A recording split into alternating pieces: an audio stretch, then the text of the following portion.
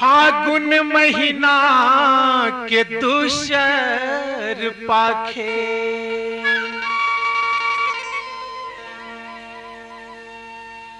तीन दिन गिन ले पंचमी छठ साते महिमा देखे बर गुरु बाबा के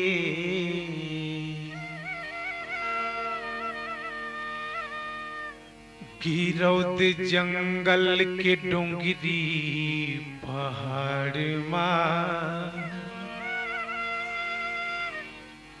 मेला लगे सतनामी राजा के।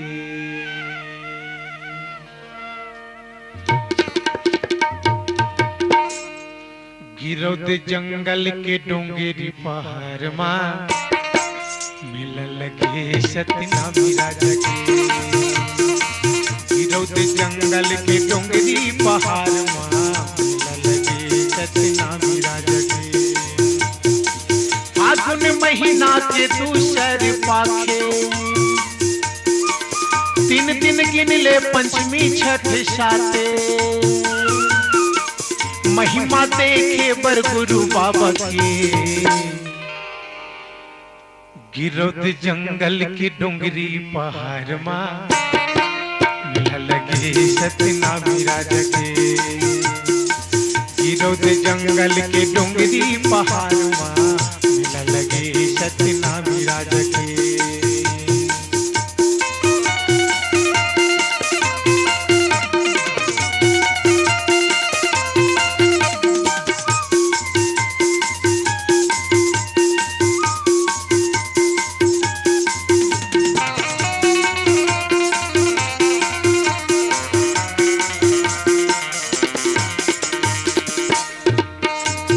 पंचमी के देखे ले गयन छाता पहाड़ खोहा बिच धुनी लगमाए रहेगा। पंचमी देखे ले गयन छाता पहाड़ खोहा बिच धुनी लगमाए रहेगा।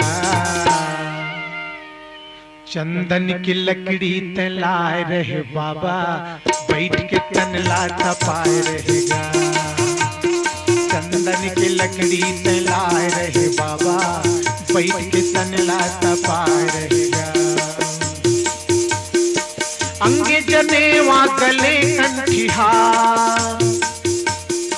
बघवा गर्राटा मारे घपटे अंधिया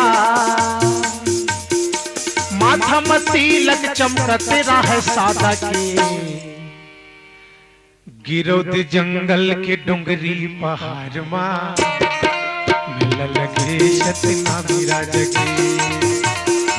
गिरौद जंगल के डोंगरी पहाड़ माँ मेला लगे सतनामी राजा के।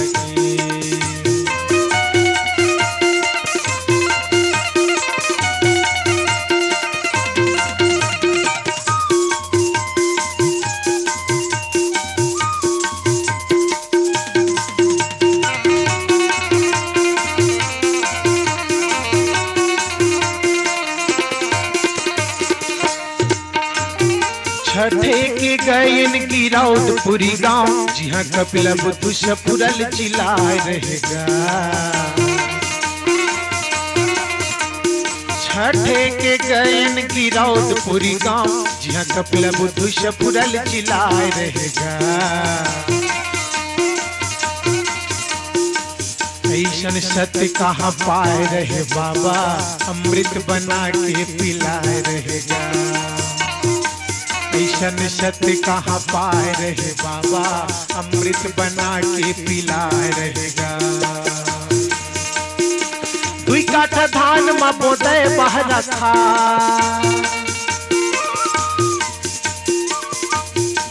अधरे है नांगर जे में बैला गलिया जय जयकार होए ताली बजा के। गिरौद जंगल के डोंगरी पहाड़ माँ मेला लगे सतनामी राजा के। गिरौद जंगल के डोंगरी पहाड़ माँ मेला लगे सतनामी राजा के।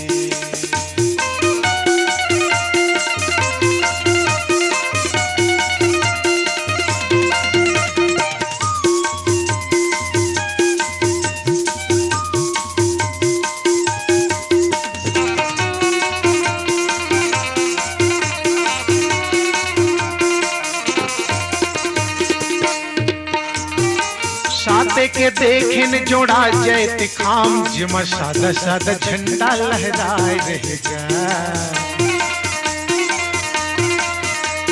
साते के देखें जोड़ा जैत खाम जिमा सादा सादा झंडा लहराए रहेगा। विजय खाम गड़ाए रहे बाबा छाती खोल के अड़ाए रहेगा।